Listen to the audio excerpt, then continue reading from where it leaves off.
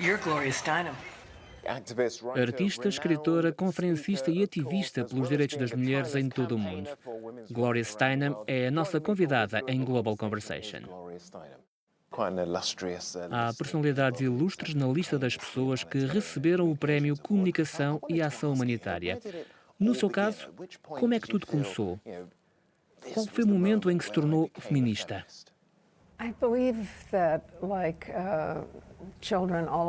A minha maneira de pensar é similar à de muitas crianças no mundo inteiro.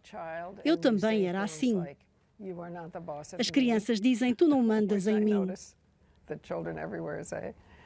Depois há um longo período em que tentam adaptar-se, buscam aprovação, querem ser obedientes, até ao momento em que surge o sentimento natural de que somos todos igualmente importantes. No meu caso, não fiz parte de um movimento de mulheres até por volta dos 30 e muitos anos. Independentemente do que eu sentia, não tinha percebido que podia haver um movimento. Como descreve essa mudança? Sente-se cansada por ter feito campanha durante tanto tempo? As coisas mudaram muito, ou não? Não. Quando olho para fatores tão fundamentais como a desigualdade salarial, desigualdades ao nível das heranças, a impossibilidade para uma mulher de conservar o seu próprio nome, constato que há grandes injustiças, há sexismo, racismo e preconceitos. Fui jornalista. Nunca tive um emprego, não fiz parte de uma grande empresa, vivi o preconceito de outras formas.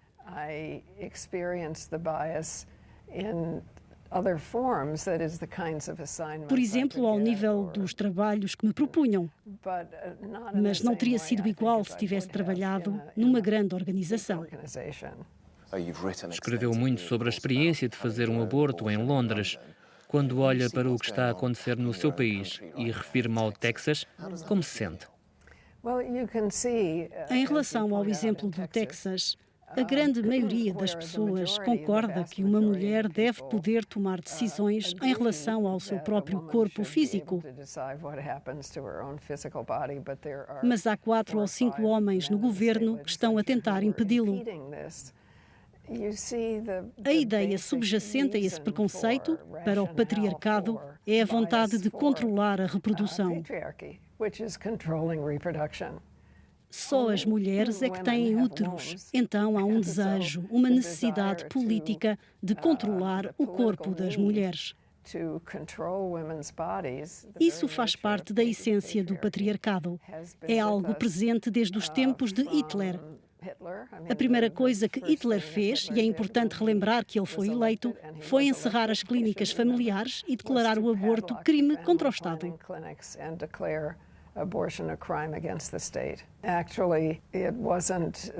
Na verdade, não foi uma imposição do papado. Foi Napoleão III que pediu ao Papa que tornasse o aborto ilegal, porque queria mais gente para os seus exércitos. Tratou-se sempre de algo maligno, feito de forma pragmática, com o intuito de controlar. Não tem a ver com a religião, tem a ver com o facto de as mulheres terem úteros. E nós temos lutado contra esse sistema. É algo similar ao racismo, também é um sistema. Descreve-se como uma eterna sonhadora, viciada em esperança, como disse, creio. Quais são as suas fontes de inspiração e de revolta? São 2 grandes questões. O que me inspira são os exemplos incontáveis de pessoas que se erguem por si e pelos outros contra todas as adversidades.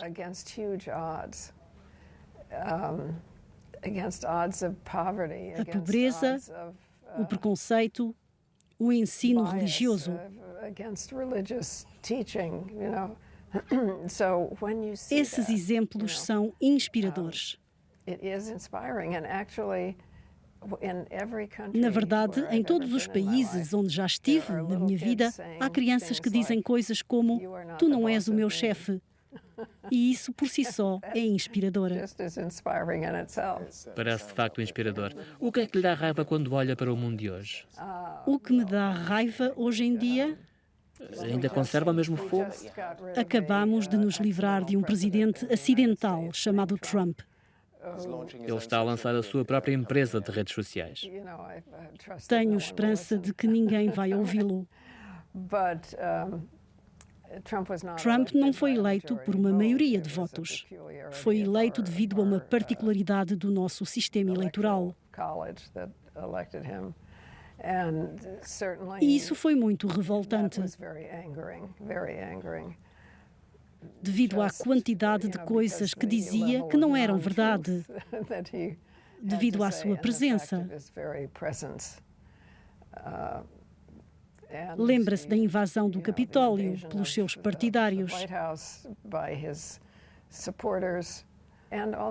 Há um sentimento de injustiça quando vemos pessoas boas a sofrer e pessoas más a triunfar.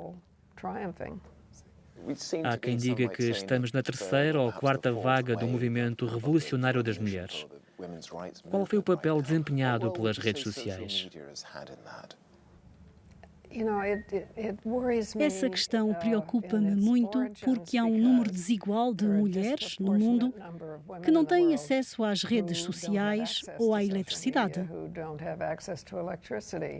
Mulheres que moram em áreas onde essas coisas não existem. Isso preocupa-me porque parece que o mundo está a ficar polarizado entre os que têm e os que não têm acesso à tecnologia. É a mesma coisa em relação ao acesso à saúde. A possibilidade de acesso precede o conteúdo. Gostaria que houvesse um satélite que permitisse o acesso à internet para todos, para que pelo menos pudéssemos ser iguais ao nível das nossas comunicações. Queria fazer-lhe também uma pergunta sobre as suas viagens. Viajou muito e esse percurso vai dar origem a uma grande produção de Hollywood chamada The Glorious. Está feliz com o resultado? Sim, porque não é uma grande produção de Hollywood. É um filme muito peculiar, baseado no meu livro On the Road. The truth will set you free, but first it will piss you off.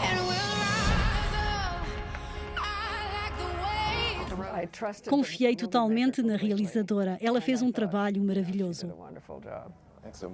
E qual foi a sensação de ver aquelas interpretações do seu percurso ao longo dos anos? Claro que nunca nos conseguimos ver, mas havia 4 atrizes diferentes que interpretaram o meu papel em idades diferentes. Algumas das cenas mostravam coisas que aconteceram na realidade, mas que nem estavam no meu livro. Não sei como é que se tornaram reais. Por exemplo, estar numa carruagem de terceira classe com mulheres na Índia. A cena corresponde exatamente às minhas lembranças. Foi um pouco místico. And into our hearts.